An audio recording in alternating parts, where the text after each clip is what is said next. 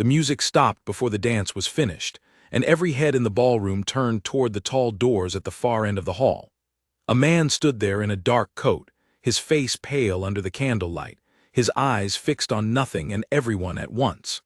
Someone dropped a glass, and the sound cracked through the sudden silence like a warning bell. "He is here again," a woman whispered behind her fan. "3 balls this month, and not once has he stayed past the first dance." The man did not seem to hear her, or if he did, he gave no sign of it. He was Alaric Vane, Duke of Yewbank, and the whole of London society had a name for him that they only used in whispers, never to his face. They called him the Cursed Duke. It was said that everyone close to him met with misfortune sooner or later, that his family's grand estate in the north had become a place where luck went to die. His father had passed suddenly 2 winters before, his crops had failed for 2 seasons running, a fire had taken half his stables, and the woman he had once been engaged to marry had fallen gravely ill only weeks before their wedding day and had never fully recovered. After that, Alaric had stopped attending gatherings altogether, and when he finally did appear again, he never stayed. He would arrive, stand near the entrance as though testing the air of the room, and leave again before the first proper dance had ended. Tonight was no different. He inclined his head toward his hostess, a brief and correct gesture, and turned to go. The crowd parted for him without seeming to move at all, the way water parts around a stone, quietly and without a word spoken. He was almost at the door when a voice cut through the murmur of the room, clear and unhurried. "Your Grace, will you not stay for even one dance?" The room went still again, stiller than before.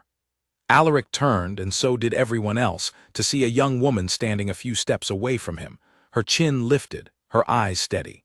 She wore a simple gown of pale green, without the elaborate trimmings that most of the other women favored, and she looked at him the way one might look at a puzzle rather than a curse.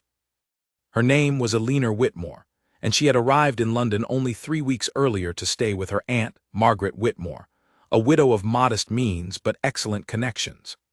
Eleanor's own family had fallen on difficult times after her father's business ventures failed, and she had been sent to London in the hope that a good season might improve her prospects, though she herself cared little for such calculations. What she cared about, more than anything, was making sense of things, and nothing about the story of the Cursed Duke made any sense to her at all.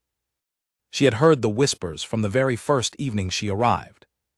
At her aunt's dinner table, over cups of tea, in the carriage on the way to church, the name of the Duke of Yewbank came up again and again, always followed by a shiver, a lowered voice, a quick change of subject. Bad crops, she had been told, were caused by weather, not by curses. Fires happened in old stables filled with dry hay and oil lamps. Illness struck the strong and the weak alike without asking permission from fate. She had said as much to her aunt one evening, and Margaret had looked at her with the patient exasperation of someone used to her niece's stubborn logic.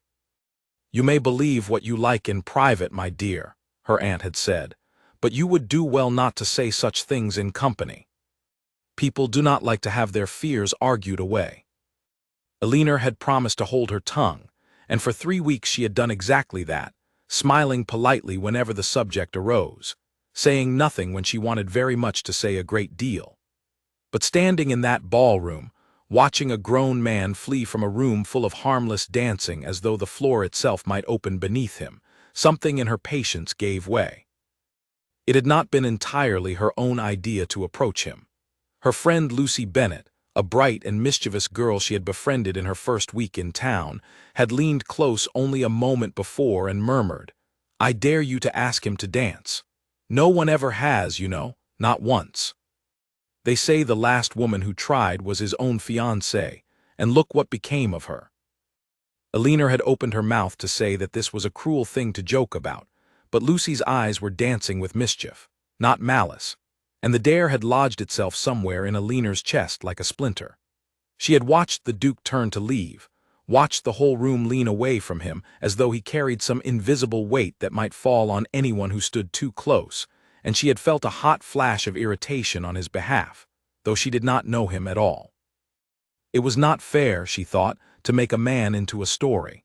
It was not fair to watch him suffer for the shape of other people's fear. So she had spoken before she had fully decided to, and now there was no taking it back. The Duke studied her for a long moment. Up close, she could see that he was younger than the whispers had led her to imagine, perhaps only a few years past 30, with dark hair that fell slightly too long over his brow and eyes the color of a winter sky, gray and clear and guarded. There was no anger in his expression, only a kind of tired wariness, as though he were waiting for the trick to reveal itself. "You dare quite a lot for someone I have not been introduced to," he said at last. His voice was low, careful, the voice of a man who measured his words before he spent them. "Then let us remedy that," Elinor said, and dropped a small, correct curtsy. "Elinor Whitmore, niece of Mrs. Margaret Whitmore. And you are the Duke of Yewbank, though I confess I do not yet know your given name, since everyone here seems far more interested in telling stories about you than in speaking with you." A ripple of shocked laughter moved through the nearest onlookers, quickly smothered. Someone near the punch table made a small, disapproving sound. Elinor did not look away from the Duke's face to see who it was. For a moment she thought he might simply turn and walk out anyway, dare or no dare, introduction or none. His jaw tightened, and his gaze flicked briefly toward the door behind him, the same door he had been walking toward only a minute before. But then something shifted in his expression, some flicker of curiosity or perhaps stubbornness that matched her own, and he held out his hand. "Alaric," he said, "Alaric Vane, and since you have gone to the trouble of embarrassing yourself in front of half of London, Miss Whitmore, it would be poor manners of me to refuse you now." "I have not embarrassed myself," Elinor said, placing her hand in his and feeling, for just an instant, how cold his fingers were despite the warmth of the crowded room. "I have merely asked a gentleman to dance. If anyone finds that embarrassing, the fault is theirs, not mine." The orchestra, which had fallen into confused silence when the first dance ended abruptly, now struck up again at a nod from the hostess, who looked as though she could not quite believe her good fortune at having such a scene unfold in her own ballroom. Alaric led Elinor onto the floor, and the crowd drew back to give them room the way a crowd draws back from a fire, half in fascination and half in fear of being burned. Elinor felt every eye in the room upon her as the music began, but she kept her gaze on her partner's face and refused to let her nerve waver. Whatever else might be said of the Duke of Yewbank, he danced well, his steps precise and unhurried, though there was a stiffness in his shoulders that spoke of a man unused to being touched, unused to being close to another person without expecting something to go wrong. "You should know," he said quietly as they turned together, "that people who spend time with me do not always fare well." "So I have heard," Elinor said. "Several times a day, in fact, since I arrived in the city. I have heard about your stables and your harvests and your poor fiancé until I could recite the whole tale in my sleep." Something flickered across his face at the mention of his fiancé, quick and sharp, gone before she could name it. She wished at once that she had chosen her words more carefully, but it was too late to take them back, and she pressed on rather than let the moment curdle into silence. "I do not believe in curses, Your Grace," she said. "I believe in bad luck, and I believe that bad luck can follow anyone, whether they are dukes or dairymaids. I do not believe that dancing with you will cause my hair to catch fire or my aunt's roof to collapse." "You seem very certain." "I am a very certain sort of person. It is one of my chief faults, according to my aunt." For the first time since she had approached him, something like the beginning of a smile touched the corner of his mouth, there and gone so quickly she might have imagined it. "And what are your other faults, Miss Whitmore, since you are so free with the cataloguing of them?" "I ask too many questions. I do not know when to stop talking. And apparently," she added, glancing briefly at the ring of watching faces around the edge of the room, "I have very little regard for what is considered proper behavior at a ball." "That last one," Alaric said, "I have noticed." The dance carried them apart and together again, through the familiar patterns that every dancer in the room had performed 100 times before, and yet Elinor felt as though she were doing something entirely new, something no one else in the room had attempted in longer than she knew. She was aware of the whispers following them, aware of her aunt's face somewhere near the wall, caught between horror and something that might, in time, become pride. She did not look for either. She kept her attention on the man in front of her, who moved like someone carrying a great weight very carefully, so as not to let it fall on anyone standing near. When the music ended, Alaric did not immediately release her hand. He looked at her for a long moment, as though trying to decide whether she was real, whether the last few minutes had actually happened, or whether he had imagined them the way a man dying of thirst might imagine water. "Thank you for the dance, Miss Whitmore," he said finally, and his voice had lost some of its careful flatness.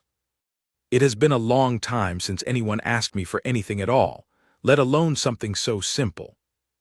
"Then perhaps," Elinor said, "you have been keeping company with the wrong people." She meant it lightly, but she saw the words land somewhere deeper than she had intended, saw his eyes cloud briefly with something that looked almost like grief. Before she could say anything further, he bowed over her hand, correct and formal, and stepped back. "Good evening, Miss Whitmore," he said. "I expect we shall not meet again. I do not attend many gatherings, and when I do, I rarely stay long enough to be found." "You stayed tonight," Elinor pointed out. He paused at that, as though the fact had only just occurred to him, and for a moment he looked almost startled by it, a man discovering he had wandered farther from a familiar path than he meant to. Then he inclined his head once more, turned, and walked toward the door, and this time no one tried to stop him. Elinor stood alone at the edge of the dance floor as the room erupted into whispers around her, louder now, no longer bothering to hide behind fans and half-turned shoulders. She heard her own name spoken a dozen times in the space of a minute, heard the word reckless and the word curious, and from somewhere near the punch table, a voice that said, quite clearly, "She will regret that before the season is out." Lucy appeared at her elbow almost at once, eyes wide with a mixture of horror and delight. "I cannot believe you actually did it," she said. "I was only teasing, Elinor. I never thought you would truly walk up and ask him." "You dared me," Elinor said, though she could not entirely keep the smile from her own face. "I have never in my life been able to let a dare pass unanswered. It is another of my faults, apparently. I ought to make a list." "You had better make it a long one," Lucy said, glancing toward the door through which the Duke had disappeared. "Because I do not think tonight is the end of this, whatever you may believe about curses." Elinor followed her friend's gaze toward the empty doorway, and though she said nothing aloud, she found that some quiet part of her agreed. There had been something in the Duke's eyes as he left, something that was not quite fear and not quite hope, but sat uneasily between the two, like a man standing at the edge of a frozen lake, testing the ice with one foot before deciding whether it would hold his weight. She did not know why the sight of it had settled so firmly in her chest, only that it had, and that she suspected, despite everything he had said about never meeting again, this was not truly the end of the story at all. It was, she thought as her aunt bore down upon her with an expression of mingled alarm and fascination, very likely only the beginning. Margaret Whitmore did not scold her niece in the carriage on the way home.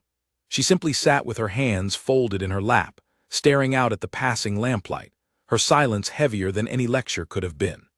It was not until they had reached the small townhouse on Grafton Street, until the door had closed behind them and the candles had been lit in the parlor, that she finally spoke. "Do you have any notion, Elinor, of what you have done tonight?" "I asked a man to dance," Elinor said, unpinning her gloves with more composure than she felt.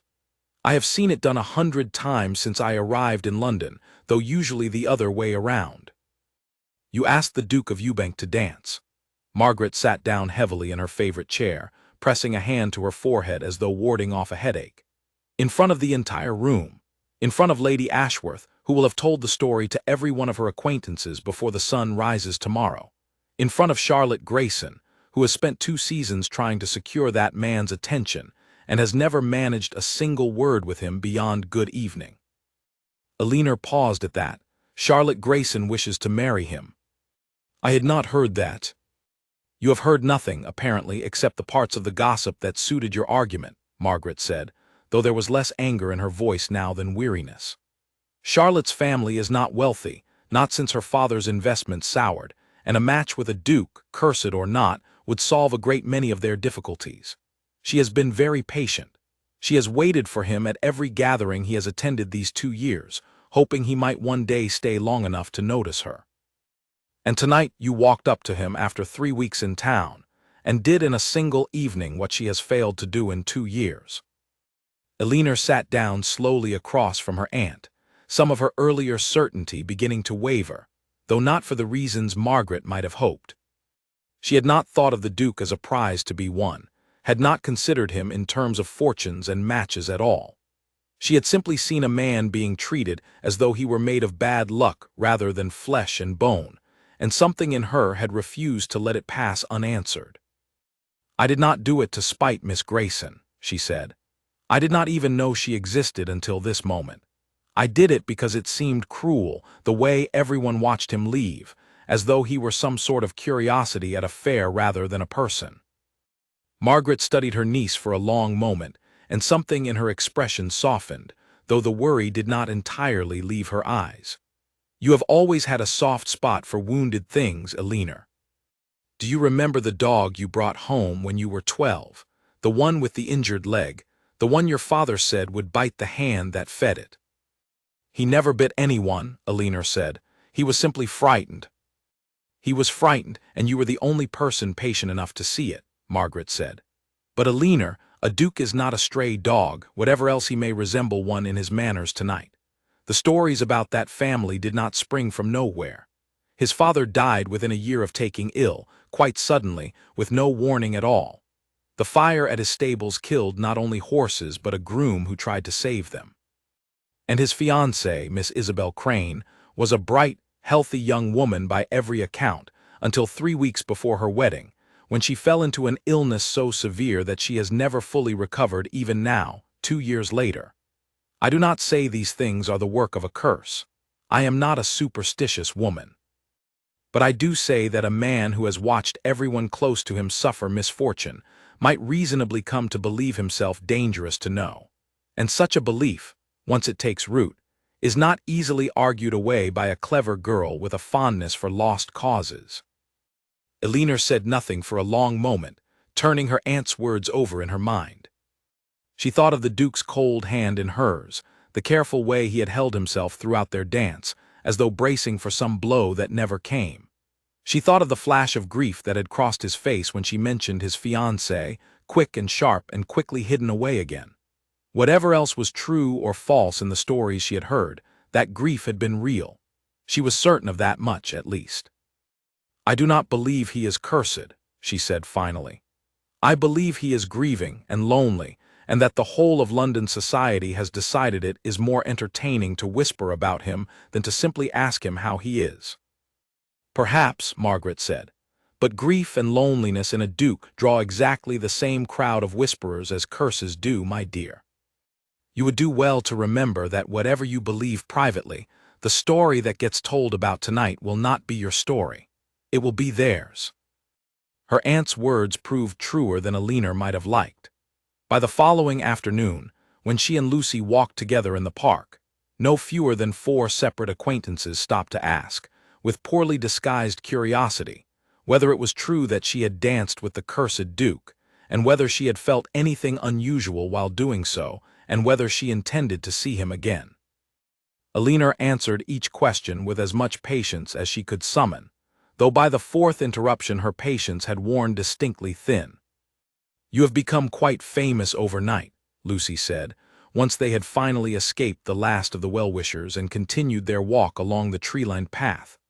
"I confess I did not expect my little dare to cause such a stir. I thought you would walk up, he would refuse politely, and we would all have a good laugh about it over tea." "I did not expect it either," Elinor admitted. "I certainly did not expect him to accept." "No one expected that," Lucy said. "That is rather the point.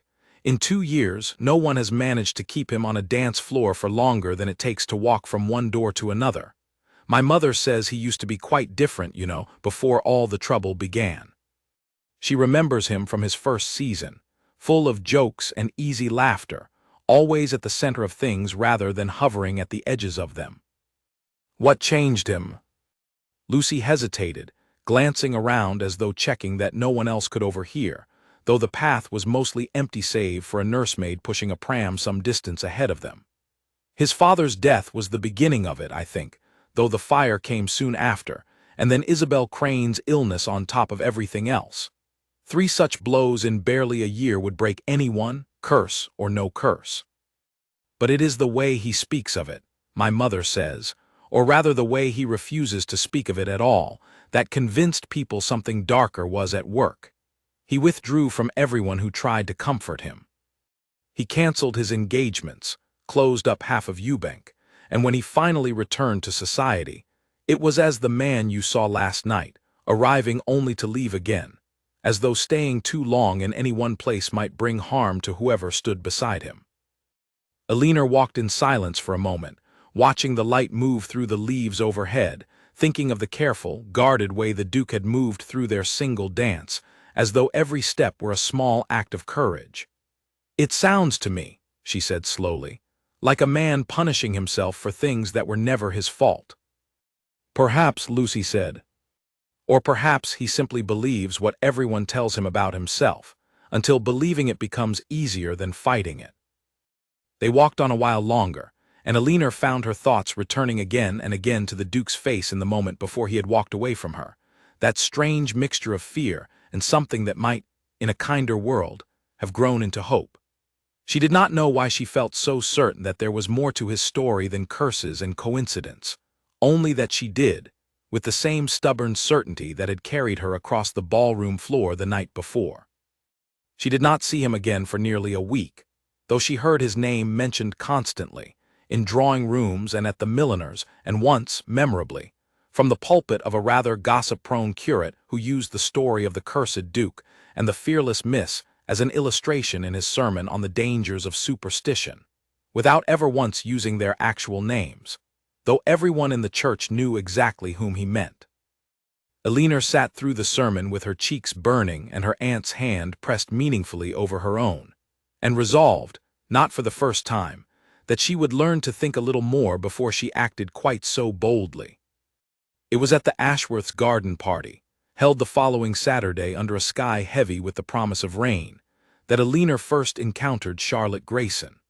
She was a tall, elegant young woman with pale gold hair and a smile that did not quite reach her eyes, and she approached Alina with the deliberate grace of someone who had rehearsed the conversation several times before beginning it. "Miss Whitmore," Charlotte said, inclining her head just enough to be polite and no further, "I understand congratulations are in order.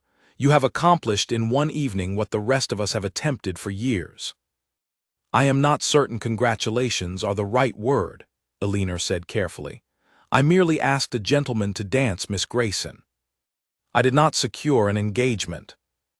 "No," Charlotte agreed, her smile sharpening slightly. "Not yet. But you must understand, Miss Whitmore, that some of us have invested a great deal more than a single dance in the Duke of Yewbank's good opinion. My family's circumstances are not what they once were. A connection to his house would mean a great deal, not only to me, but to my sisters, to my parents, to everyone who depends upon the fortunes of our name. I do not say this to frighten you off, only so that you understand what is truly at stake for some of us, in case you had imagined this was all simply a game." Alina felt the sting of the words, sharper for being delivered so calmly, without any raised voice or open hostility. She thought of her own family's difficulties, the reason she herself had come to London in the first place, and found she could not entirely blame Charlotte for her frustration, even as she resented the implication behind it. "I did not approach him as part of any game, Miss Grayson," she said, "and I would remind you that he is a person, not a prize to be secured through patience or strategy, however difficult your circumstances may be. If he chooses to favor one woman's company over another's, that will be his choice to make, and I do not think either of us should presume to make it for him." Something flickered across Charlotte's face, surprise perhaps, or the beginning of respect, though it was gone before Alina could be certain. "You are very confident for someone who has spoken to him exactly once," Charlotte said, and this time there was less edge in her voice, more weariness, the same weariness Alina had heard in her aunt's voice a week before. I hope, for your sake, that your confidence survives contact with the rest of his story. There is more to it than the parts you have heard in drawing rooms, Miss Whitmore. Far more." She turned and walked away before Alina could ask what she meant, leaving Alina standing alone near the rose hedges with the first drops of rain beginning to fall around her, and a new and uneasy question taking root where her earlier certainty had been. The rain that had begun at the Ashworth garden party continued into the evening and through most of the following day, keeping Alina indoors and giving her far too much time to turn Charlotte Grayson's words over in her mind. There is more to it than the parts you have heard in drawing rooms, Miss Whitmore. Far more. She did not know what to make of the warning, whether it had been meant kindly, as one woman cautioning another away from danger, or unkindly, as a rival attempting to frighten off competition. Perhaps, she thought, it had been some uneasy mixture of both. By the time the weather cleared, Alina had grown restless enough that she welcomed her aunt's suggestion of an outing to Hatchard's bookshop on Piccadilly, ostensibly to collect a novel Margaret had ordered weeks before, though Alina suspected her aunt simply wished to remove her from the house before she wore a track in the parlor carpet with her pacing. The shop was crowded that afternoon, full of the low murmur of browsing customers and the smell of leather bindings and fresh ink, and Alina found herself drifting away from her aunt's side toward the shelves devoted to natural history, a subject she had always preferred to novels, much to Margaret's despair. She was reaching for a volume on the cultivation of orchards when a hand appeared beside hers and lifted the very book she had intended to take, offering it to her with a small, formal bow. "I believe you wanted this one," Alaric Vane said. Alina nearly dropped the book in surprise, recovering herself only after a moment of undignified fumbling. "Your Grace, I did not expect to see you here." "I might say the same," Alaric said, "though I confess I have been coming to this shop for years, long before certain young ladies began making a habit of appending my evenings. Do you often read about orchards, Miss Whitmore, or is this some new experiment in scandal, reading books above your station?" There was something almost like humor in his tone, dry and careful, as though he were testing whether it was still safe to make a joke at all. Alina found herself smiling despite the lingering unease Charlotte's words had left behind. "My father kept an orchard before his business troubles forced its sale," she said. "I used to help him graft the young trees when I was a girl. I suppose I have never quite lost the habit of reading about things I can no longer do." Something in Alaric's expression shifted, a flicker of genuine interest replacing the careful blankness he usually wore like armor. "Grafting is a delicate business," he said. "My own estate has an orchard, though I confess it has been sadly neglected these past 2 years. I have not had the heart to walk through it since the fire." "Was the orchard damaged in the fire as well?" "No," he said, and something dark passed briefly behind his eyes. "The orchard was untouched. It was the stables that burned and the groom who died trying to save the horses inside them. But somehow it is the orchard I cannot bring myself to visit more than the stables themselves. I do not know why.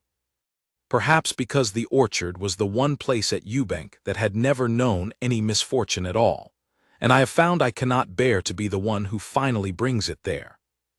He seemed almost surprised by his own words, as though he had not meant to say so much, and a shadow of his earlier wariness returned to his face. Alina, sensing that he was on the verge of retreating behind his careful courtesy again, spoke quickly, before he could withdraw entirely. "I do not think a person can carry misfortune into a place simply by walking through it," she said. "If that were true, every farmer who ever lost a harvest to bad weather would be afraid to set foot in his own fields again, and nothing would ever be planted or grown at all."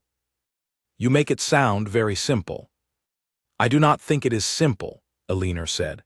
"I think grief is the least simple thing in the world, but I do not think it is the same as a curse, however much easier it might be to blame something outside yourself for what has happened."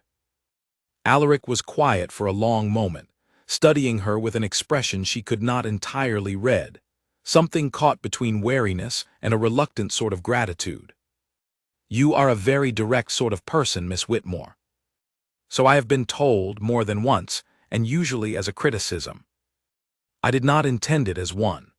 He glanced around the crowded shop, at the several pairs of eyes that had already begun to drift toward their conversation with poorly concealed curiosity, and something in his shoulders tightened again, the ease of a moment before draining slowly away. I fear we have already given the shop enough gossip for one afternoon. I should not keep you from your aunt. You are not keeping me from anything, Alina said, though she could see the conversation was ending whether she wished it to or not. But I understand if you would rather not be seen speaking with me for too long. I have already heard from at least one quarter that my attentions are unwelcome competition. Something in his face sharpened at that, curiosity breaking briefly through the careful reserve. Miss Grayson, I imagine, he said. Alina's surprise must have shown plainly on her face, because he offered a small, humorless smile in response. She is not subtle in her hopes, Miss Whitmore, whatever else may be said of her. I have known for some time that her family wishes for a match between us, though I confess I have never given her cause to believe I share the sentiment. It is not her fault. Families in difficulty will grasp at whatever seems most likely to save them, and a duke, however cursed, is still a duke. That seems a lonely way to be regarded, Alina said quietly. As a solution to other people's troubles, rather than a person in his own right. Alaric looked at her then with an expression she had not seen from him before, something raw and unguarded, quickly smoothed over but not quickly enough to hide entirely. Yes, he said, it is. Before either of them could say anything further, a new voice intruded upon the conversation, smooth and faintly amused. Alaric, I had heard you were in town, though I did not expect to find you discussing orchards in a bookshop, of all the unlikely settings. A man approached them from between the shelves, tall and fair-haired, dressed in the height of current fashion, with a smile that did not quite match the calculating quality of his eyes. Alina felt Alaric's entire manner change beside her, the brief warmth of their conversation vanishing instantly, replaced by a cool, careful formality. Oswald, Alaric said, I did not expect to find you here either. I have business in town, the man called Oswald said, his gaze moving over Alina with an interest that made her faintly uncomfortable, though she could not have said precisely why. And who is this charming companion you have found for yourself? I had heard rumors of a young lady bold enough to ask you for a dance, but I confess I did not credit them until now. Miss Alina Whitmore, Alaric said, his voice carefully neutral. My cousin, Oswald Vane. Charmed, Oswald said, bowing over Alina's hand with a flourish that felt somehow performed rather than sincere. You must be a very brave young woman, Miss Whitmore, to seek out my cousin's company so publicly. Has he told you the family history yet, or are you still in the early, hopeful stages of acquaintance? Oswald, Alaric said again, a warning note entering his voice now. I only mean to be helpful, Oswald said, his smile widening in a way that struck Alina as anything but helpful. It would be a shame for Miss Whitmore to invest her affections without understanding what she risks. Poor Isabel Crane learned that lesson rather too late, did she not? Though I suppose we ought not to speak of her in mixed company. Forgive me, Miss Whitmore. Family gatherings tend to loosen my tongue, even when I am not at a family gathering at all. The words were delivered lightly, almost playfully, but Alina did not miss the way Alaric's jaw tightened, the way his hand curled briefly at his side before relaxing again with visible effort. Whatever lay between the two cousins, it was clearly not simple affection, and Oswald seemed to take a particular pleasure in needling at wounds he knew exactly how to find. If you will excuse us, Alaric said, his voice clipped now, all warmth gone from it entirely. Miss Whitmore's aunt will be wondering where she has gotten to. Of course, Oswald said, stepping back with an exaggerated bow. I would not dream of keeping you. Though do give my regards to Yewbank, cousin, the next time you visit. I do hope the estate is faring better than it was on my last visit.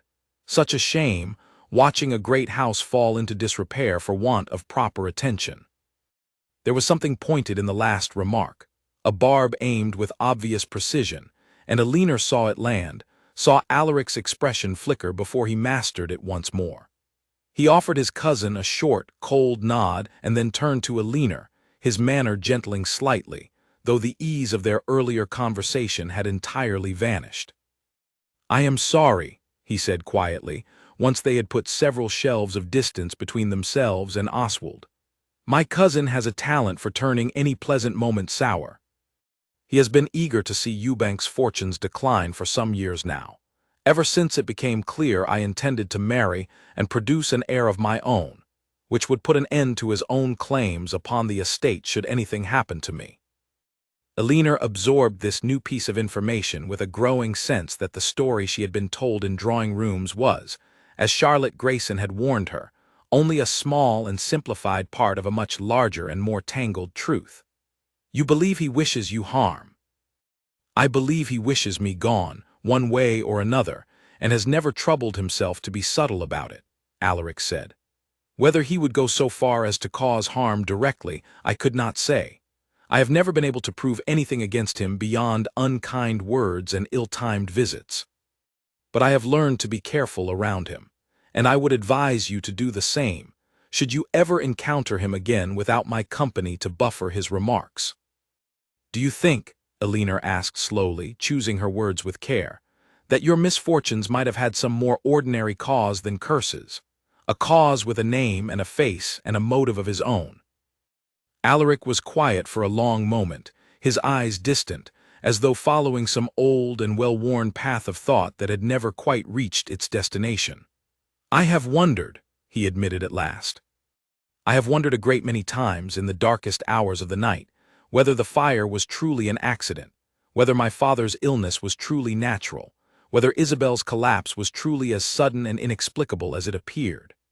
But wondering is not proving, Miss Whitmore, and I have found no evidence beyond my own suspicion, which is a poor foundation upon which to accuse a member of my own family of such terrible things." "Suspicion is often the beginning of evidence," Elinor said, "not the opposite of it." He looked at her then with something that might, in a different life, have grown easily into hope, though it was tempered now by 2 years of careful caution. "You are a very unusual young woman, Miss Whitmore." "So I keep being told," Elinor said. "I am beginning to think I ought to simply accept it as a compliment and stop apologizing for it." A faint, genuine smile touched his lips at that, brief but real, and for a moment the weight he seemed to carry everywhere with him lifted just slightly from his shoulders. "I think," he said, "that would be a very wise decision indeed."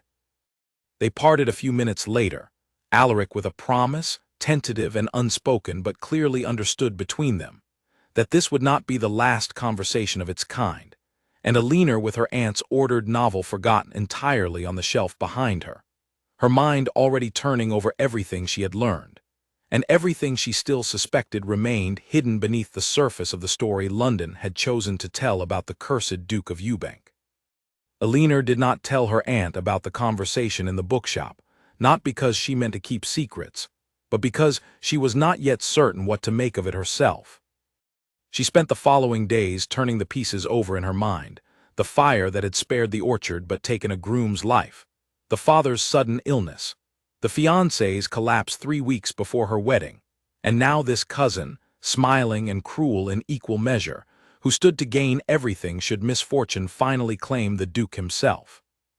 It was Charlotte Grayson's warning that finally pushed her toward action, that persistent suggestion that there was more to the story than drawing-room gossip allowed.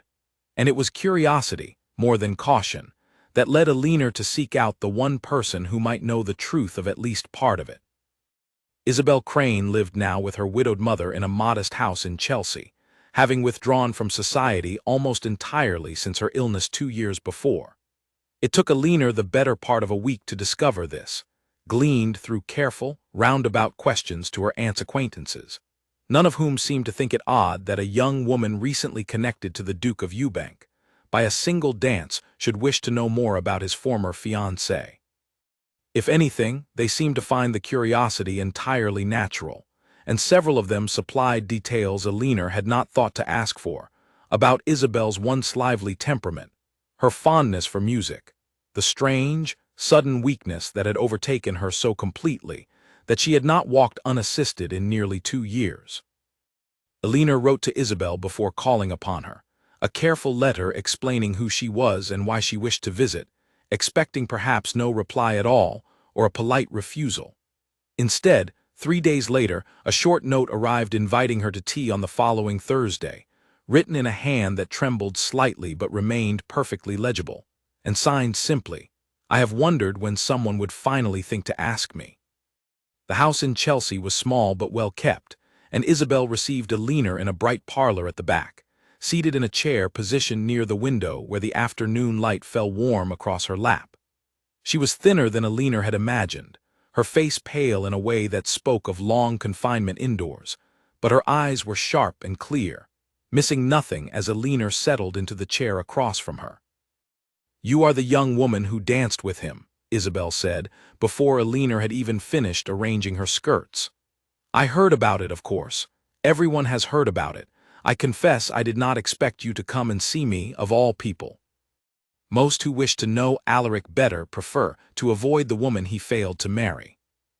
"I did not come to pry into anything painful," Alina said carefully. "I came because I do not believe the story London tells about him, and I hoped you might know something closer to the truth." Something shifted in Isabel's expression, a wariness giving way, slowly, to something that might have been relief. "You do not believe in curses, then?" "I believe in bad luck and in cruelty and in accidents," Alina said. "I do not believe misfortune follows a man simply because he is unlucky in love or in family. I believe misfortune usually has a cause, even when that cause is difficult to see." Isabel was quiet for a long moment, her hands folded carefully in her lap, and when she spoke again, her voice had dropped low, as though she feared being overheard even in her own home. "I have thought the same thing, for 2 years now, though I have never dared say it aloud to anyone but my mother, who does not believe me, and thinks the illness has addled my mind along with my legs." "What do you believe happened to you, Miss Crane?"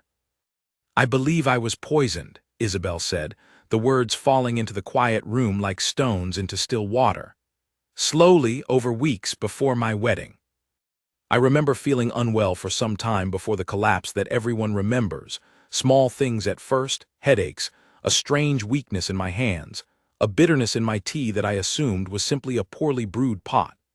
I said nothing of it, because it seemed such a small complaint beside the excitement of the coming wedding. And then, 3 weeks before I was to marry Alaric, I collapsed entirely, and I have never fully recovered the strength in my legs since." "Did the physicians find any cause?" "They found nothing they could name," Isabel said, a bitter edge entering her voice. "They spoke of nervous exhaustion, of hysteria, of a dozen vague explanations that amounted to nothing more than their own ignorance dressed up in learned language. But I remember the taste in my tea, Miss Whitmore.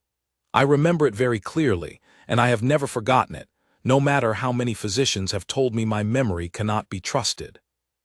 Alina leaned forward, her heart beating faster now, the pieces of the story beginning to align themselves into a shape she had suspected but not yet dared to name aloud. "Who brought you your tea in those weeks before your collapse?" "Many people," Isabel said. "Servants mostly, though Alaric's cousin visited often that season, always solicitous, always concerned for my health, always the one to insist I try some new remedy or another for my headaches. I thought nothing of it at the time. He seemed genuinely fond of me, or so I believed. It was only much later, after I had lost the wedding and very nearly lost my ability to walk, that I began to wonder whether his concern had been quite so innocent as it appeared." "Oswald Vane," Alina said quietly. Isabel's eyes widened slightly. "You know him, then?" "I met him only once briefly, but it was enough to understand why you might suspect him," Alina said. "The Duke told me his cousin stands to inherit Yewbank should anything happen to him, and that Oswald has made no particular secret of his eagerness to see that happen. He has always resented Alaric," Isabel said. "Even as boys, I am told, though they were raised almost as brothers after Oswald's own father died young and left him with very little fortune of his own. Alaric has always been generous with him, more generous than Oswald deserves, But generosity has never been enough to satisfy a man who believes a title and an estate ought rightfully to have been his by some accident of birth order that was never actually in question. I have said nothing of my suspicions to anyone but my mother and now to you, Miss Whitmore, because I have no proof, only a memory of a bitter taste and a man's too frequent visits. Who would believe the word of an invalid against a duke's own cousin, without something more solid to stand upon? I might believe you, Elinor said, and I think the duke might believe you too if he allowed himself to consider it fully. He has told me he suspects Oswald of a great many things, but that suspicion alone is not enough to act upon. Then perhaps, Isabel said, a faint, tired hope entering her voice for the first time since Elinor had arrived. It is time someone found more than suspicion. I have been trapped in this parlor for 2 years, Miss Whitmore, watching my own strength fade and my own story turn into a cautionary tale about cursed dukes and doomed engagements, all while the truth, whatever it may be, sits unexamined because no one has thought it worth the trouble of looking closely. If you are the sort of person willing to walk across a crowded ballroom and ask a cursed man to dance simply, because it seemed cruel to let him leave alone, then perhaps you are also the sort of person willing to look a little more closely at what truly happened to me, and to his father, and to those poor horses in the stable fire. Elinor sat with the weight of the request for a long moment, feeling the shape of the story shifting beneath her, no longer a simple matter of curses and superstition, but something far darker and more deliberate, something with a face and a motive, and if Isabel's memory could be trusted, a taste of bitterness in a cup of ordinary tea. She thought of Alaric's careful, guarded eyes, the way he held himself as though bracing always for the next blow, the way he had spoken of his cousin with a wariness that went beyond simple family friction into something closer to fear. I will look more closely, Elinor said finally. I promise you that, Miss Crane, whatever I find you shall be the first to know of it alongside the Duke himself. Isabel reached across the small space between their chairs and took Elinor's hand in both of hers, her grip surprisingly strong for someone so frail in every other way. Be careful, Miss Whitmore, she said. Whoever did this to me, whoever set that fire and hastened his father's decline, did not do it clumsily, and did not do it once. A man who is patient enough to poison a bride slowly over 3 weeks is patient enough to wait for another opportunity, should he feel his position threatened again. I would not wish my own fate, or worse, upon the first person brave enough to ask that poor man to dance. Elinor left the house in Chelsea with the afternoon light fading toward evening, and a new, cold clarity settling over everything she had believed about the Duke of Yewbank's misfortunes.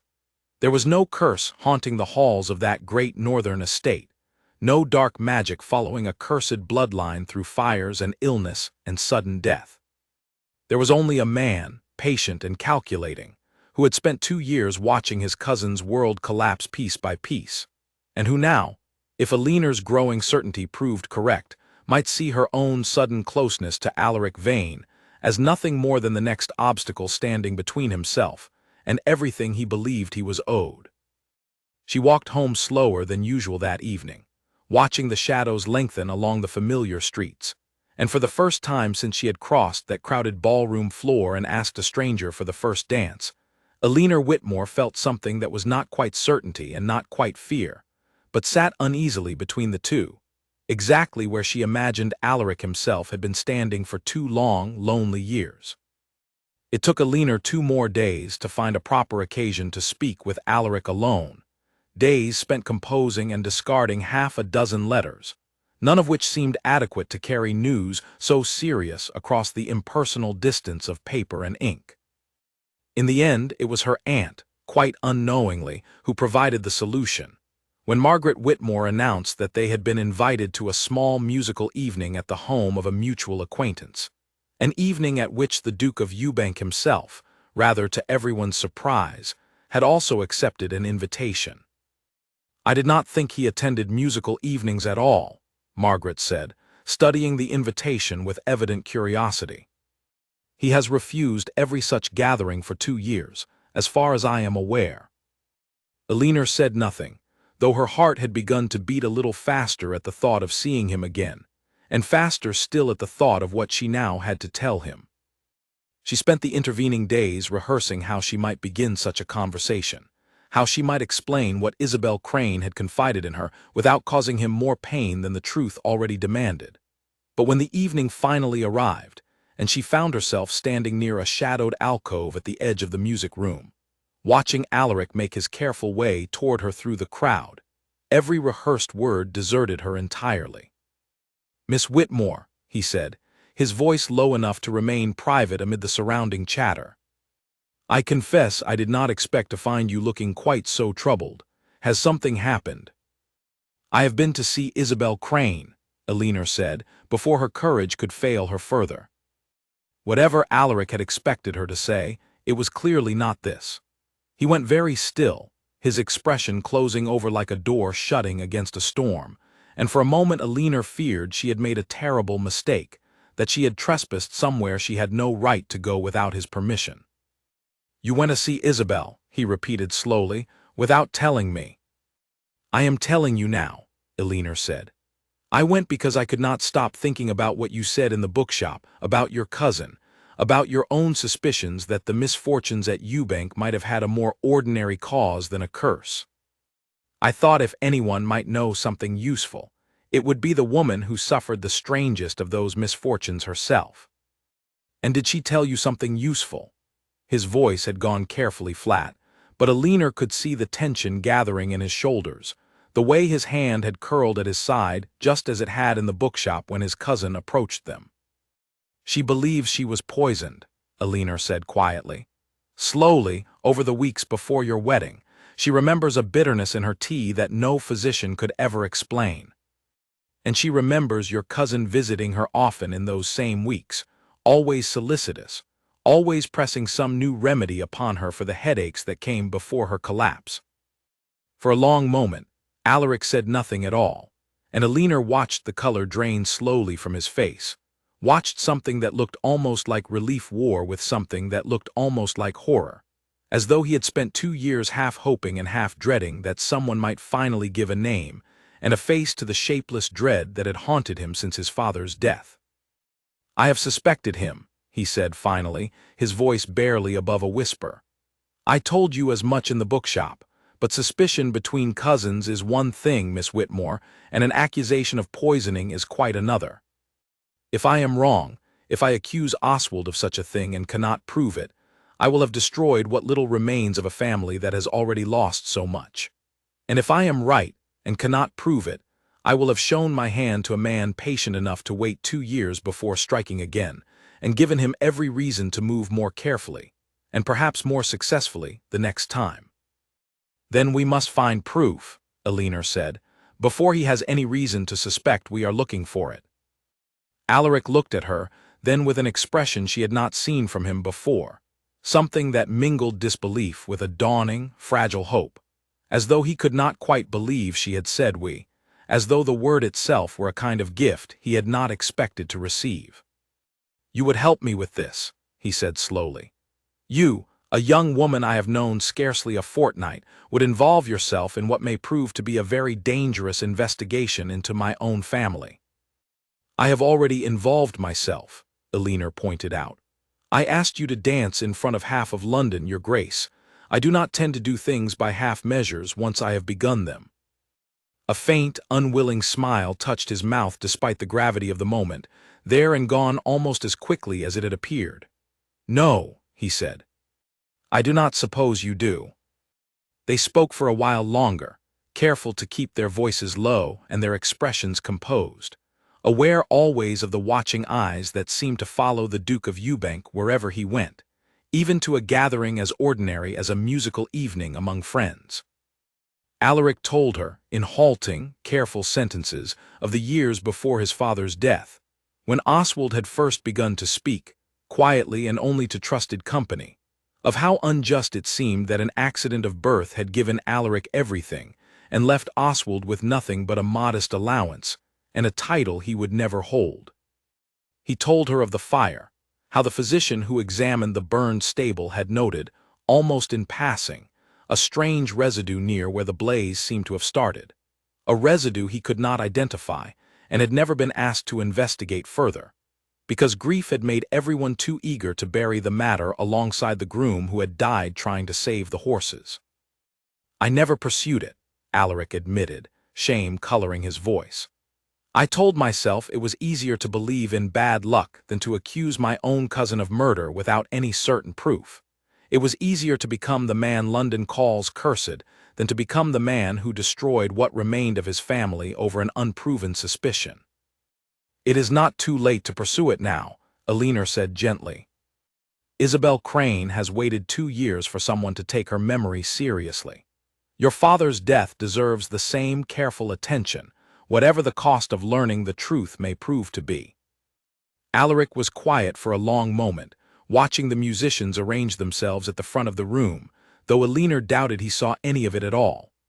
"There is a ledger," he said finally, so quietly she had to lean closer to hear him over the rising hum of the crowd settling into their seats. "My father kept careful records of the estate's finances, and in the months before his death, he had grown increasingly concerned about certain sums that could not be properly accounted for, money that appeared to have been drawn from the estate's accounts without his knowledge or approval. He mentioned it to me only once, the week before he fell ill, and told me he intended to look more closely into the matter once his health improved. His health never improved, and in the confusion that followed his death, I never thought to search for whatever conclusions he might have reached. Do you know where this ledger might be now?" "Locked in his study at Yewbank, I believe, along with a great many other papers I have never had the heart to sort through," Alaric said. "I have not properly entered that room since the week of his funeral." "Then perhaps," Elinor said carefully, watching his face for any sign that she had overstepped, "it is time you did." The musicians began to play before Alaric could answer, a slow, sweet melody that filled the room and drew every eye toward the front, and for a moment the two of them stood together in their shadowed alcove, unwatched for the first time that evening, saying nothing at all, though Elinor could see the decision forming slowly behind his careful gray eyes, the same decision she had already made for herself the moment Isabel Crane had taken her hand and asked for her help. Whatever waited for them at Yewbank, whatever truth lay buried in a locked study that had gone untouched for 2 years, they would face it together, and Elinor found, standing there in the candlelit alcove with the music rising around them, that she was no longer entirely certain whether her determination sprang from a stubborn refusal to believe in curses, or from something warmer and far more dangerous that had begun, quietly and without her quite noticing, to take root in her heart. "I will write to my housekeeper tomorrow," Alaric said finally, "and arrange for the study to be opened.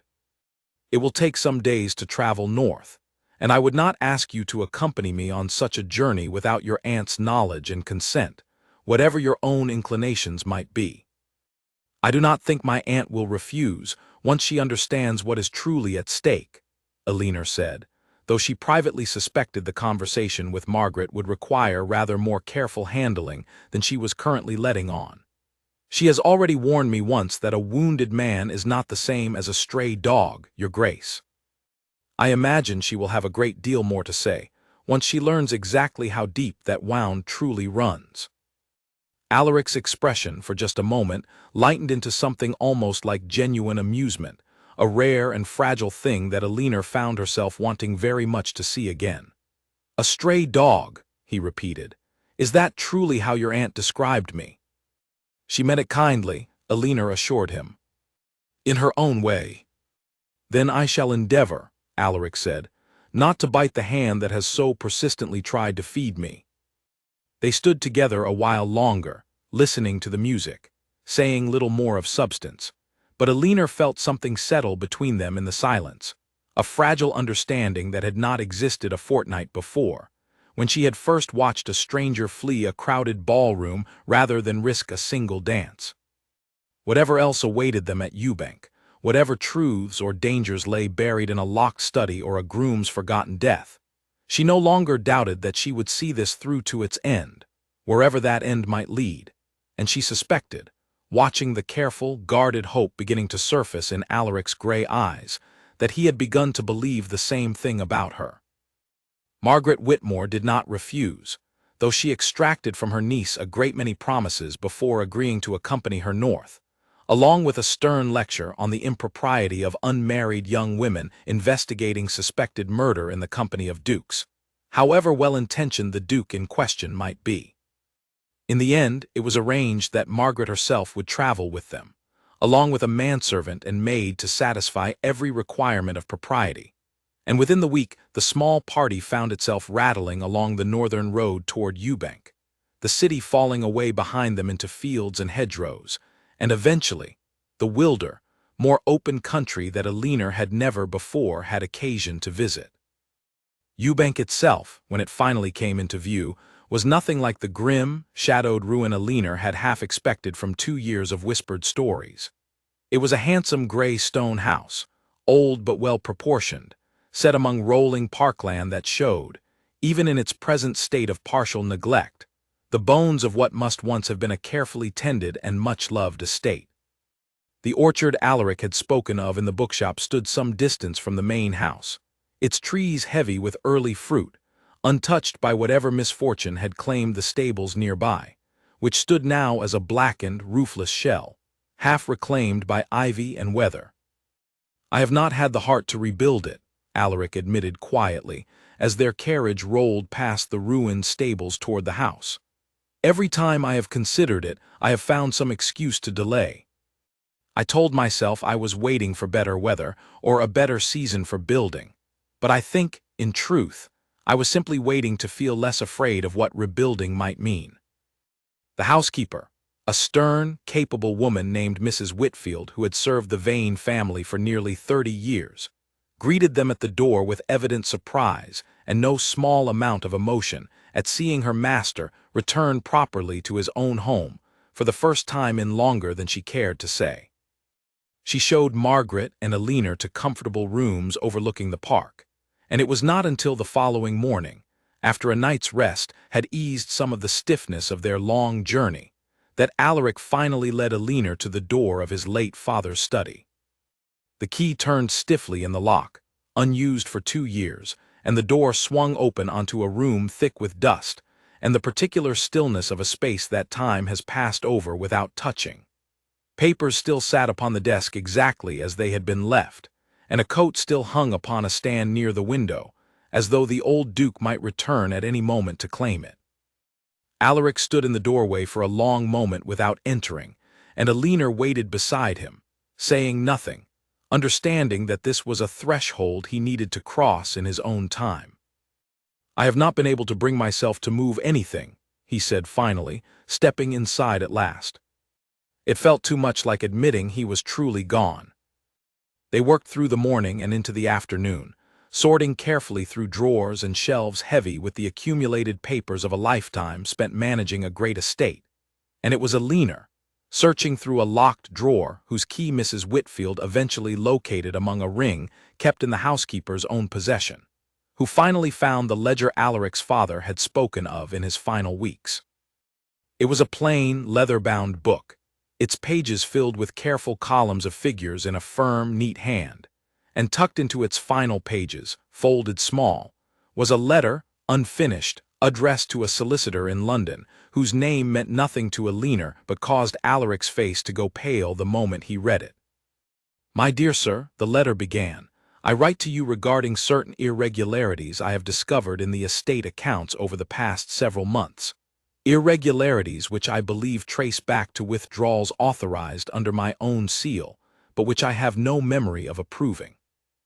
I have reason to suspect the involvement of a member of my own household, though I hesitate to name him without further proof, and I would ask that you advise me on the discreet means by which such proof might be obtained, so that I may address this matter with the seriousness it deserves before it grows into something far more damaging to the estate and to my family's good name." The letter ended there, unfinished, and beneath it, in the same careful hand, a final line had been added, hastily, as though written in some sudden moment of illness or urgency. "I have begun to feel unwell these past days, and wonder now whether my present weakness is entirely as natural as Dr. Pierce assures me it must be."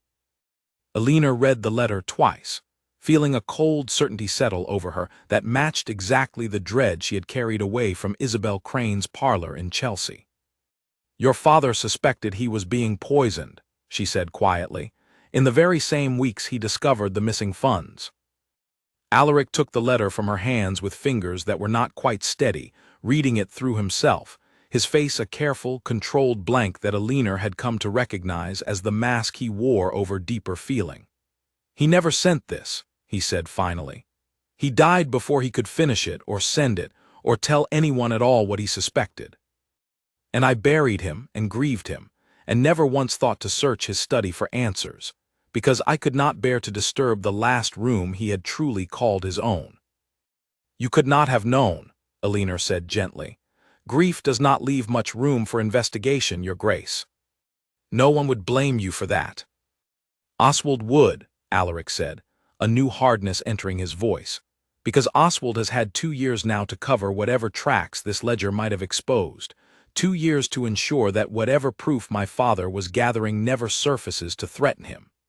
If he learns we have found this, he will not hesitate to remove the evidence, and perhaps to remove anyone who has seen it, exactly as he removed my father before he could finish this letter."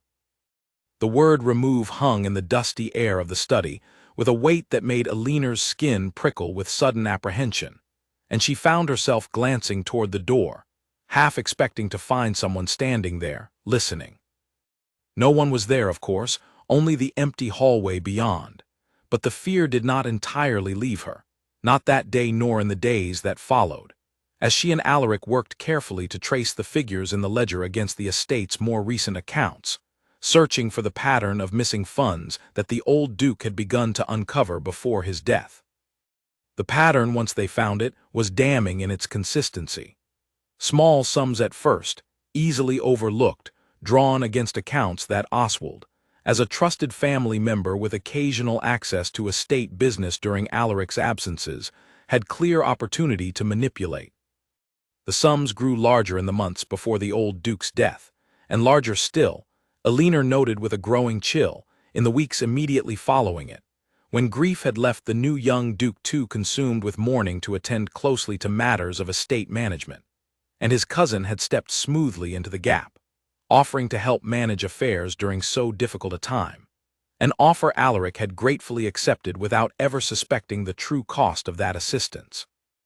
"He has been draining the estate for 2 years," Alaric said, his voice tight with a fury Alina had not yet heard from him, controlled but unmistakably present beneath his careful words.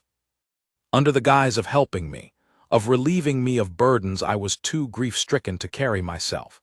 He has been quietly stealing from the very inheritance he believes should have been his in the first place." "And if the estate's fortunes continue to decline," Alina said slowly, working through the logic even as she spoke it aloud, "if the harvests fail and the stables burn and the family's reputation collapses under the weight of whispered curses, then perhaps, in time, you might be persuaded to sell, or to abandon Yewbank altogether, leaving the estate vulnerable to exactly the sort of opportunity a patient, ambitious cousin might be waiting for." Alaric looked at her with an expression of dawning, horrified comprehension, as though pieces that had rattled loosely in his mind for 2 years were finally, painfully, settling into their proper place. "The failed harvests," he said slowly. "I always assumed it was simply bad weather, 2 poor seasons in succession, nothing more sinister than an unlucky roll of nature's dice.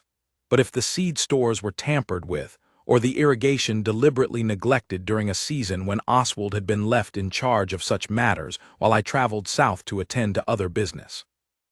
He did not finish the thought, but he did not need to. Alina could see the full shape of it now, laid out before them in the dusty ledger and the unfinished letter. A patient, methodical campaign waged not through dramatic violence, but through the slow accumulation of small disasters, each one explicable on its own, each one easily absorbed into the comforting, superstitious narrative of a cursed family, until the cumulative weight of them had driven a once lively young man into a shadow of himself, afraid to stay too long in any ballroom, afraid to love anyone too deeply, afraid that his own presence alone was enough to bring ruin down upon whoever stood beside him. "He made you believe you were the curse," Elinor said softly, understanding now the full cruelty of it. He turned his own crimes into your shame, so thoroughly that you spent 2 years punishing yourself for misfortunes he engineered with his own hands. Alaric said nothing for a long moment, standing amid the dust and papers of his father's abandoned study, and when he finally spoke, his voice had dropped to something raw and unguarded that Elinor had not heard from him before, not even in their most private conversations. "I have spent 2 years believing myself dangerous to know," he said. "I have watched every friend drift away, refused every invitation I could reasonably avoid, and told myself it was mercy, sparing others from whatever darkness followed me. And all the while, the darkness had a name and a face and a motive, and it was sitting across the dinner table from me at every family gathering, smiling, offering condolences, offering help, while quietly ensuring I had every reason to believe I deserved my own isolation." "You are not cursed," Elinor said, stepping closer, close enough now that she could see the fine tremor in his hands where they gripped the edge of the desk. "You have never been cursed, Alaric. You have been the target of a man-patient, and cruel enough to make his own crimes look like fate." He looked at her then, and something in his gray eyes broke open entirely.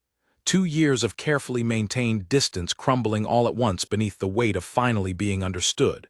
And for a long moment neither of them spoke at all, standing together in the dusty stillness of his father's study, with the truth laid bare between them at last, terrible and clarifying in equal measure. It was Mrs. Whitfield's sudden, urgent knock upon the study door that broke the silence, her voice sharp with alarm as she called through the heavy wood. "Your Grace, forgive the interruption, but a carriage has just arrived at the front of the house. It is Mr. Oswald Vane, sir, and he says he has come to pay his respects." Alaric closed the ledger at once and pressed it, along with the unfinished letter, into Elinor's hands. "Take these to your room and hide them well," he said quietly, urgency sharpening his voice despite his obvious effort to remain calm. "Do not let Oswald see you carrying them, and do not let him near your chamber for any reason. I will go down and greet him as though nothing at all is amiss." "Should you not send him away?" Elinor asked, tucking the ledger beneath her shawl with hands that were not quite steady. "Surely you owe him no hospitality now." "If I send him away without cause, he will know at once that something has changed," Alaric said. "He will grow cautious, perhaps flee before we have gathered enough proof to see him properly answer for what he has done. Better that he believes himself still safe, still welcome, still unsuspected, until we have decided how best to proceed." Elinor saw the wisdom in this, however much it unsettled her to imagine sitting across a dinner table from a man she now believed capable of murder, and she hurried up the back stairs to conceal the ledger among her own belongings, wrapping it carefully in a shawl and tucking it deep within her trunk, beneath layers of linen where she hoped it would escape any casual search. By the time she descended again to the drawing-room, composing her features into careful neutrality, Oswald Vane was already seated comfortably near the fire, a glass of Alaric's brandy in his hand, his manner as easy and assured as it had been in the bookshop weeks before. "Miss Whitmore," he said warmly, rising to greet her with a bow that struck her now as almost grotesque in its practiced charm, knowing what she knew. "What a pleasant surprise to find you here at Yewbank. I had not realized your acquaintance with my cousin had progressed quite so far as a visit to his own estate." "My aunt accompanies me, of course," Elinor said, keeping her voice light with an effort that cost her more than she cared to show. "We are merely enjoying the northern countryside, Mr. Vane. It is very beautiful this time of year." "It is indeed," Oswald agreed, his gaze lingering on her a moment longer than felt comfortable. "Though I confess I am surprised to find my cousin entertaining guests at all. It has been some time since Yewbank welcomed anyone beyond its own household. I wonder what has brought about such a change." "Perhaps I have simply grown tired of my own company," Alaric said smoothly, though Elinor could hear the careful control beneath his easy tone. "A man cannot hide from the world forever, Oswald, however comfortable the habit may become." "No," Oswald said, something flickering behind his pleasant expression that Elinor did not entirely trust. "I suppose he cannot." Dinner that evening was a careful performance on all sides, Margaret Whitmore filling any awkward silences with polite conversation about the journey north and the weather and the state of the roads, while Eleanor watched Oswald from across the table with a wariness she hoped did not show too plainly on her face. He was charming throughout the meal, attentive to Margaret, complimentary toward Eleanor, warmly familiar with Alaric in a way that made her skin crawl now, that she understood the calculation likely hidden beneath every friendly word. It was only as the meal drew to its close that she caught him watching Alaric with an expression that dropped, for just an instant, all pretense of warmth entirely, something cold, and assessing passing behind his eyes before he noticed her watching and smoothed his features once more into easy good humor. She did not sleep well that night, lying awake in the unfamiliar room with the ledger tucked beneath her trunk and her mind turning over every detail of the evening, every word Oswald had spoken that might carry some hidden meaning beneath its pleasant surface. It was the smell of smoke, faint at first and then unmistakable, that finally pulled her fully from her restless half-sleep sometime past midnight, and she sat up in bed with her heart hammering, certain for one terrible moment that she had imagined it, before the sound of running footsteps in the corridor outside confirmed that she had not. She threw a shawl over her nightgown and hurried into the hallway, where she found Mrs. Whitfield directing several sleepy, frightened servants with sharp, urgent instructions, her face pale in the light of the single candle she carried. "It is the study, miss," the housekeeper said, seeing Eleanor's stricken expression. "Fire has caught in his Grace's father's study. His Grace is already there, trying to fight it back before it spreads to the rest of the house."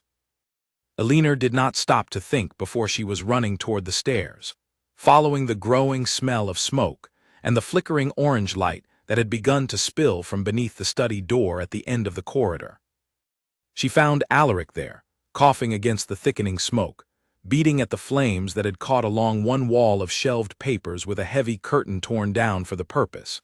His face streaked with soot and grim determination as several of the household staff worked alongside him with buckets carried hastily from the kitchen well.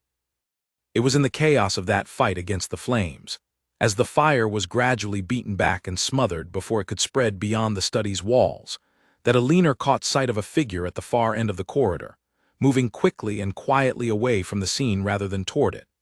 A figure she recognized even in the dim, smoke-hazed light as Oswald Vane, fully dressed despite the late hour, slipping toward the side door that led out to the stable yard. She did not stop to consider the wisdom of following him alone.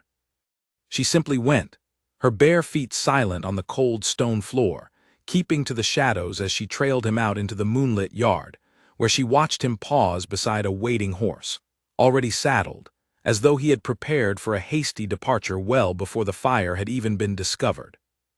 "You set the fire," she said, stepping out from the shadow of the doorway before she had fully decided to speak at all. Oswald turned sharply, and for just a moment before he could compose himself, she saw something genuinely dangerous flicker across his face, a coldness entirely stripped of the charm he had worn so easily at dinner. "Miss Whitmore," he said, his voice carefully even despite the tension in his shoulders. "You ought to be asleep, or better yet, safely inside helping to fight a fire, rather than wandering about a stable yard in your nightclothes accusing your host's cousin of arson." "I know about the ledger," Eleanor said, holding her ground though her heart was pounding fiercely against her ribs. "I know about the missing funds, about the failed harvests, about Isabel Crane's tea, and the residue found near where the old stable fire began. Your cousin's father suspected you before he died, Mr. Vane, and he was writing a letter to his solicitor about it when his health failed so suddenly and so conveniently." For a long, terrible moment, Oswald said nothing at all, and Eleanor watched him weigh, with visible and chilling calculation, exactly how much danger her knowledge posed to him, and exactly what he might be willing to do about it. "You are a very clever young woman," he said finally, his voice dropping into something quieter and far more dangerous than his earlier pleasantries. "Cleverer, I think, than is entirely safe for you to be." "Alaric knows everything I know," Eleanor said quickly, some instinct warning her that her only true protection now lay in making certain Oswald understood that silencing her alone would solve nothing. The ledger is hidden, and copies of what we have found have already been sent ahead to a solicitor in London. Whatever you do here tonight, Mr. Vane, the truth is already beyond your reach. It was a lie spoken in desperate haste, but she saw it land, saw the calculation in Oswald's eyes shift from danger toward something closer to defeat, the slow, sinking recognition of a patient plan finally, irrevocably unraveled.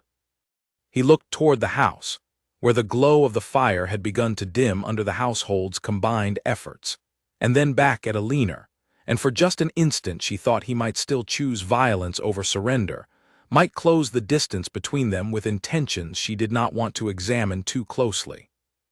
Instead, he swung himself up onto his waiting horse with the sharp, economical movements of a man who had already begun planning his escape, and looked down at her with an expression of cold, unreadable calculation. "You will regret this, Miss Whitmore," he said quietly. "Whatever affection you imagine you feel for my cousin, you have made yourself a far more dangerous enemy than you understand." He wheeled the horse about and spurred it into the darkness beyond the stable yard before Alina could answer, the sound of hoofbeats fading quickly into the night, and she stood alone in the cold moonlight, shaking now that the immediate danger had passed, watching the place where he had disappeared until Alaric's voice, hoarse from smoke and sharp with fear, called her name from the doorway behind her. Alaric crossed the yard in a few swift strides and caught Alina by the shoulders, his eyes moving over her with an urgency that made her realize, only then, how frightened he had truly been. "Are you hurt? Did he touch you?" "I am well," Alina said, though her voice shook more than she would have liked. "He has fled north, I think, or perhaps toward the coast. I told him the truth had already reached a solicitor in London, though I confess I invented that particular detail on the spot." A sound escaped Alaric that was somewhere between a laugh and a sob, relief and lingering terror tangled together. "You confronted him alone, in the dark, in your night clothes, and then lied to a man you believed capable of murder in order to frighten him away." "It seemed the wisest course available to me at the time," Alina said, and found, now that the danger had passed, that her own knees had begun to tremble rather badly. He drew her against him then, without asking permission, without any of the careful formality that had governed every moment of their acquaintance until now, and Alina let herself lean into the warmth of him, breathing in the smell of smoke and cold night air, feeling the fast, unsteady beat of his heart beneath her cheek. Neither of them spoke for a long moment, and when Alaric finally did, his voice had dropped to something rough and unguarded. "I have spent 2 years believing that anyone who came close to me would suffer for it," he said quietly into her hair. "Tonight you walked out into a dark stable yard to face down a man I believe capable of murder, and you did it, I think, at least in part because of me. I do not know how to reconcile that with everything I have told myself was true." "Perhaps," Alina said, drawing back just far enough to look up at him, "it is time to stop believing things simply because you have told yourself them for long enough. I am not hurt, Alaric. I am here and I am well, and the man who caused you so much suffering is finally running from the truth rather than hiding comfortably behind it." The following morning brought a flurry of activity to Yewbank, as word of the fire and Oswald's flight spread quickly through the household and, inevitably, beyond it. Mrs. Whitfield, grim and efficient despite her own exhaustion from the long night's work, organized the salvage of what remained in the damaged study, while Alaric dispatched riders to alert the local magistrate, and, at Alina's careful insistence, a solicitor of unimpeachable reputation who could be trusted to examine the ledger and the unfinished letter with proper legal weight behind his findings. It took the better part of 2 weeks for the full truth to emerge in the form the law required, weeks in which Alina and her aunt remained at Yewbank rather than return prematurely to London, weeks in which Alaric worked tirelessly alongside the solicitor and the magistrate to build, from the careful evidence of the ledger and Isabel Crane's willing testimony, and the physician's long-buried notes about a strange residue found near the stable fire, a case substantial enough to see justice properly done. Oswald Vane was found at last in a coastal town, attempting to secure passage abroad under a false name, and was brought back to face the full weight of the law for crimes that included theft, arson. And though it could never be proven with absolute certainty, the strong and terrible suspicion of poisoning that had claimed both his uncle's health and Isabel Crane's own. Isabel herself traveled north once word reached her, insisting despite her mother's worry that she was well enough for the journey, and gave her testimony before the magistrate with a clear, steady voice that left little room for doubt about the bitterness she had tasted in her tea 2 years before, or the frequency of Oswald's visits in the weeks that had preceded her collapse. Whether her health would ever fully recover remained uncertain, but something in her manner had changed since that first afternoon in her Chelsea parlor, a lightness returning to her that had been entirely absent when Alina first called upon her, as though the simple act of finally being believed had lifted some portion of the weight she had carried alone for 2 long years. "You have given me back something I thought I had lost forever," Isabel told Alina quietly, on the evening before she returned south to Chelsea. "Not my health, perhaps, not entirely, but my own certainty that I was not imagining things, that my memory could be trusted after all. I do not know how to thank you properly for that." "You need not thank me," Alina said. "You were the one brave enough to speak the truth aloud, when it would have been so much easier to stay silent and let everyone continue believing you simply hysterical or mistaken." As for Yewbank itself, the estate began, slowly and quietly, to shed the shadow that had hung over it for 2 years. Alaric ordered the burned stables finally rebuilt, standing himself among the workmen through much of the construction, as though determined to reclaim with his own hands the ground that misfortune had once claimed. He walked through the orchard again for the first time in 2 years, Alina beside him, and found that the trees, untouched by any curse real or imagined, were as heavy with fruit as they had ever been, patiently waiting for someone to finally come and gather what they offered. "I used to think," Alaric said, standing among the trees with sunlight falling warm through the leaves overhead, "that this orchard was the one place at Yewbank that misfortune had never touched, and that walking through it again would somehow bring that misfortune here at last, the way a single spark can catch an entire field alight if the conditions are wrong enough. I understand now that I had it entirely backward. This orchard was never untouched because it was protected from some curse. It was untouched because Oswald never bothered to ruin it, since he could gain nothing from an orchard's failure that he could not gain more easily elsewhere. There was never anything mystical about any of it. There was only a patient, ordinary sort of cruelty, dressed up in coincidence until it looked like fate." "And now?" Alina asked. "Now," Alaric said, turning to face her fully, something warm and unguarded finally settled into his gray eyes where wariness had lived for so long. "I find I would very much like to fill this orchard, and this house, and this entire estate with something other than caution and grief. I find I would like to fill it with you, Miss Whitmore, if you would consent to such an arrangement, though I am aware I have offered you a rather unconventional courtship, consisting mostly of dusty ledgers and midnight confrontations with murderous cousins." Alina laughed despite herself, the sound bright and genuine in the quiet orchard.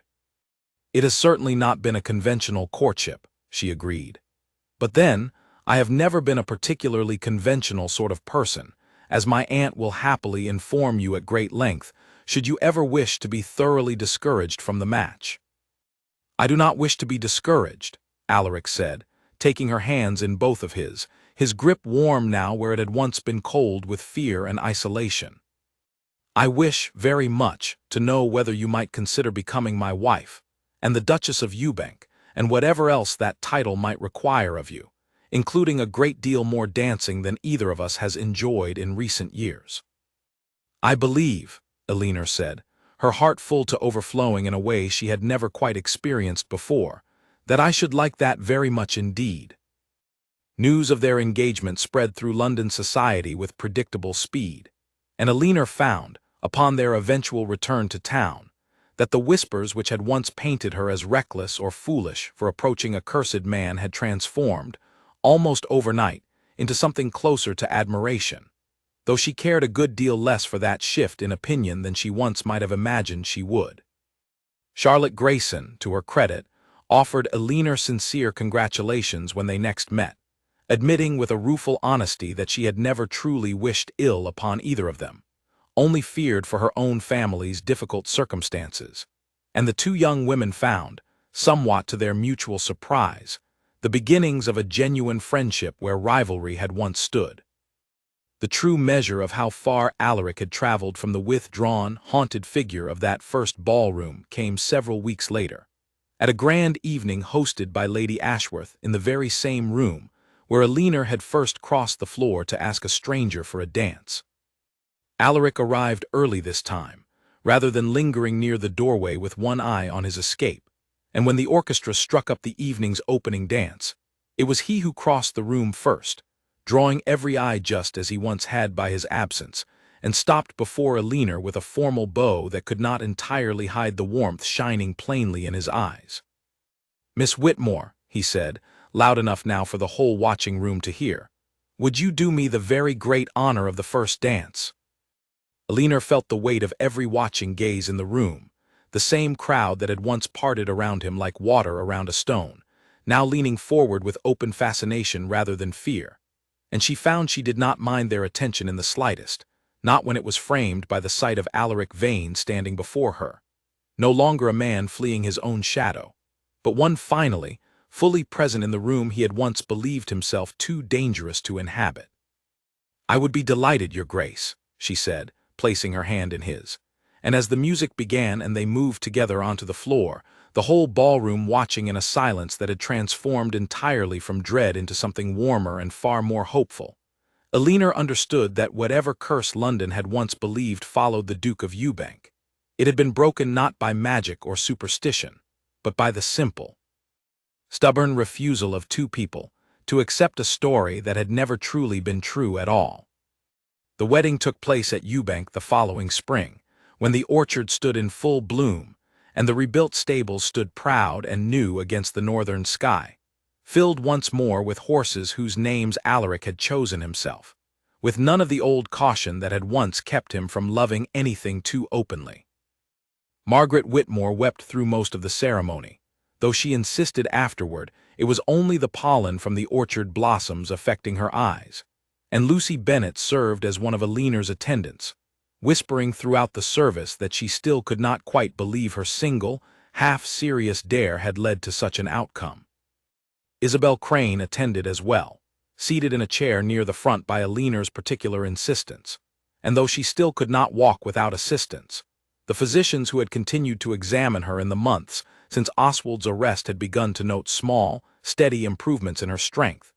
Improvements they now believed had been hindered as much by the lingering effects of whatever poison had been used against her, as by any permanent injury to her constitution. She would never fully recover the vigor of her youth, but she had regained enough independence to travel, to laugh freely again, and eventually, some 2 years after the wedding, to accept the quiet courtship of a kind country physician who had first been called to attend her during her long recovery, and who loved her, he often said, not despite her frailty, but for the sharp, clear-eyed courage that had carried her through it.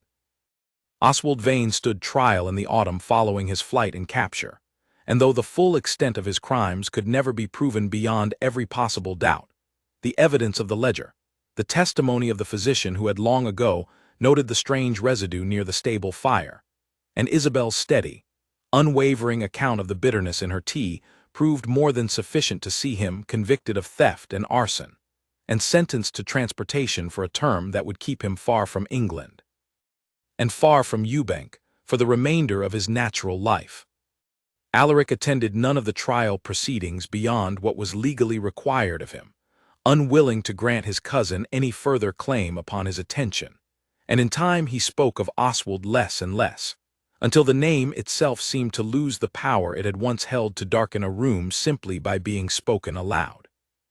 The estate itself flourished in the years that followed, its harvests bountiful once more now that no hidden hand worked quietly against its success, its stables filled with fine horses, its orchard yielding fruit enough each autumn to fill the cellars and still have plenty left to share with the tenant families, whose own fortunes rose steadily alongside their landlord's renewed attention and care. Alaric threw himself into the work of restoration with an energy that surprised even those who remembered him from his lively youth. Before grief and suspicion had worn him down into the withdrawn figure London had once whispered about, and Alina found, watching him walk his fields each morning with the easy confidence of a man no longer bracing for the next disaster, that she had never regretted for a single moment the impulse that had sent her walking across a crowded ballroom floor to ask a stranger for the first dance. Their own family grew in time, first a daughter with her father's careful gray eyes and her mother's stubborn, questioning nature, and later a son who showed, from a very young age, an alarming fondness for climbing the very orchard trees his father had once been too afraid to visit. Alina watched her children grow up at Yewbank entirely free of the shadow that had once hung over the estate, free to run through the stables and climb the orchard trees, and attend the local assemblies without a single whisper following them about curses or misfortune. And she counted this freedom, more than any title or fortune the marriage had brought her, as the truest measure of everything she and Alaric had fought to reclaim. London society, for its part, never entirely stopped telling the story of the cursed Duke and the fearless young woman who had walked up and asked him for the first dance, though the tale changed shape over the years, softening from cautionary gossip into something closer to legend, repeated at dinner parties and debutante balls as an example not of foolish recklessness, but of the particular courage it sometimes takes to look past a frightening story and see the person hidden beneath it. Young women new to town would occasionally seek Alina out at gatherings, asking, with poorly disguised curiosity, whether the stories were true, whether she had truly approached him without any fear at all. And Alina would always answer honestly that she had, in fact, been rather frightened, standing there at the edge of that crowded ballroom floor, but that she had decided in that particular moment that her irritation at watching an innocent man treated so unfairly outweighed whatever fear she felt about the consequences of speaking up. Curses are simply stories people tell when they do not wish to look closely enough to find the truth, she would tell them, and more often than not, she would glance across whatever room they happened to be standing in to find Alaric watching her with the same warm, steady gaze he had first turned upon her in that bookshop on Piccadilly, all those years before, when a shared interest in orchards had opened the door to everything that followed. The truth is very rarely as frightening as the story built up around it, once you are brave enough to go looking for it yourself. Mrs. Whitfield remained housekeeper at Yewbank for many years afterward, growing fond in her own quiet way of the children who filled halls that had once stood empty and silent. And she would sometimes tell the younger staff, on quiet evenings by the kitchen fire, the story of the night the old study caught fire, and the young lady who had walked out alone into a dark stable yard to face down a dangerous man without a moment's hesitation, though she was always careful to add, with the particular pride of someone who had watched the whole story unfold from its very beginning. That bravery of that sort was not so very unusual in the young Duchess, who had never once, in all her years at Yewbank, backed away from a single thing she believed to be right. As for Charlotte Grayson, her own fortunes improved considerably in the years that followed, when a wealthy merchant's son, drawn as much by her sharp wit as by her fading beauty, offered her a match that solved her family's difficulties without requiring the sort of painful, patient waiting she had once endured in hopeful pursuit of a duke, who had never truly been available to her at all. She and Alina remained friendly acquaintances for the rest of their lives, exchanging letters and occasional visits, and Charlotte would sometimes remark, with the particular dry humor she had developed over the years, that losing the Duke of Yewbank to a stubborn, orchard-loving young woman had turned out to be the single luckiest misfortune of her entire life. Alaric never fully forgot the 2 years he had spent believing himself cursed, the careful distance he had kept from every gathering and every friendship, the cold fear that had governed so much of his early adulthood. But he came, in time, to think of those years not as a wound that defined him, but simply as a difficult chapter in a much longer story, one that had ultimately led him, however painfully, to the orchard where he now stood most mornings, watching his children climb the same trees he had once been too afraid to visit, and to the woman beside him who had never once, from the very first evening they met, allowed a frightening story to stand between her and the truth she was determined to find.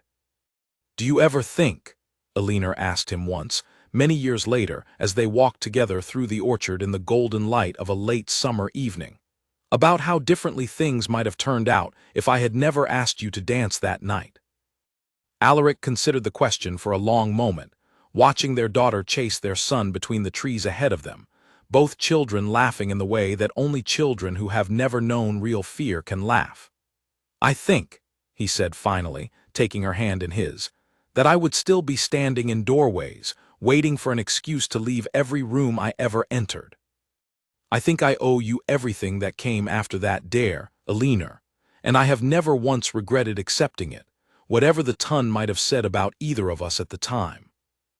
"Neither have I," Alina said, and together they walked on through the orchard, past trees heavy with fruit that no curse had ever truly touched, toward a house filled now with warmth and laughter and the particular, hard-won peace of two people who had refused, from the very beginning, to believe in a story that had never been true.